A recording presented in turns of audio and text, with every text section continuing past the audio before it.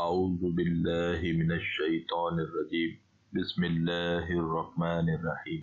मेरे दोस्तों, बुजुर्गों, बहनों और काशिफ मलिक टीवी के साथी, अस्सलाम अलैकुम। ये हजरत hazqeel अलैहिस्सलाम की कौम का एक बड़ा ही इबरत खेज और इंतहाई नसीहत आमेज वाक़या है, जिसको खुदावंद कुद्दूस ने कुरान मजीद की सूरह बकरा में बयान फरमाया है। मोहतरम नाज़रीन, हजरत hazqeel अलैहिस्सलाम हजरत मूसा अलैहिस्सलाम के तीसरे खलीफा हैं, जो मनसब नबूवत पर सरफराज किए गए।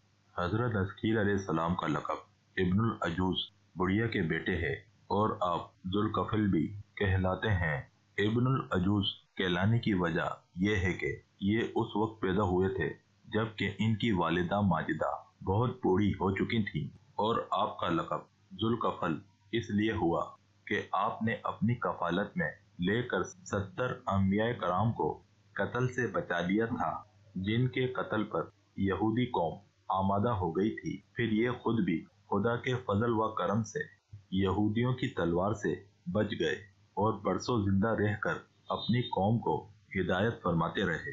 वाक़या ये है कि बनी इसराइल की एक जमात जो हजरत hazqeel अलैहिस्सलाम के शहर में रहती थी, शहर में ताउन की वबा फैल जाने से उन लोगों पर मौत का खौफ सवार हो गया, और ये लोग मौत के डर से सब के सब शहर छोड़कर एक जंगल में भाग गए और वहां रहने लगे।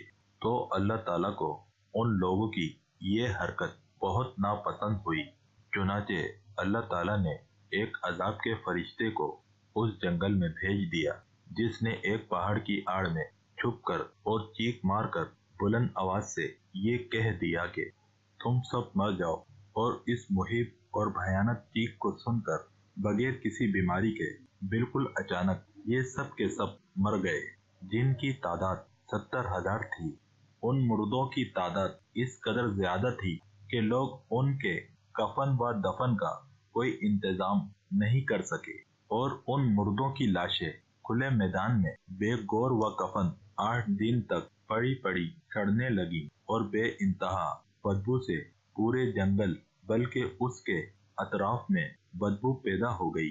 मोहतरम नाजरीन, कुछ लोगों ने उनकी लाशों पर रहम खाकर चारों तरफ से दीवार उठा दी ताकि ये लाशें दरिंदों से महफूज रहें।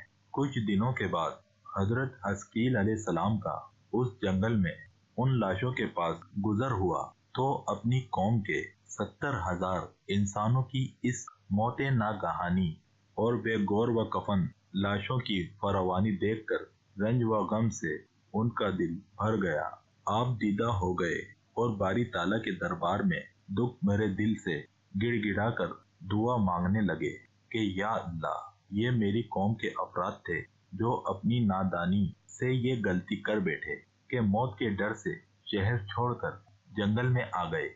ए मेरे रब, ये वो कौम थी जो तेरी हम्द करती थी और तेरी तौहीद का ऐलान करती थी और तेरी किबरियाई का खुतबा पढ़ती थी। आप बड़े सोचे दिल के साथ दुआ में मशगूल थे कि अचानक आप पर ये वही उतरी। ए hazqeel अलैहिस्सलाम, आप इन बिखरी हुई हड्डियों से फरमा दीजिए कि ए हड्डियों, बेशक अल्लाह ताला तुमको हुक्म फरमाता है कि तुम इकट्ठा हो जाओ। ये सुनकर बिखरी हुई हड्डियों में हरकत पैदा हुई और हर आदमी की हड्डियां जमा होकर हड्डियों के ढांचे बन गए। काशिफ मलिक टीवी के साथियों, फिर ये वही आई कि ए hazqeel अलैहिस्सलाम, आप फरमा दीजिए कि ए हड्डियों, तुमको अल्लाह का ये हुक्म है कि तुम गोश्त पहन लो। ये कलाम सुनते ही फौरन हड्डियों के ढांचों पर गोश्त पोस चढ़ गए।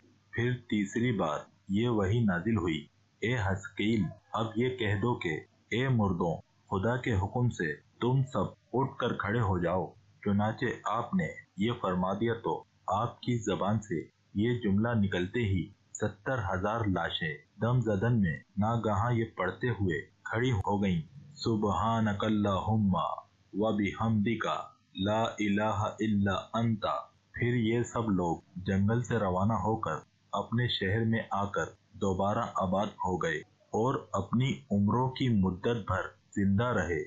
ये अजीब व गरीब वाक़या قرآن مجید کی سورہ بقرہ میں خداوند قدوس نے اس طرح بیان فرمایا ہے: ألم تر إلى الذين خرجوا من ديارهم وهم ألوف حذر الموت فقال لهم الله موتوا ثم أحياهم إن الله لذو فضل على الناس ولكن أكثر الناس لا يشكرون.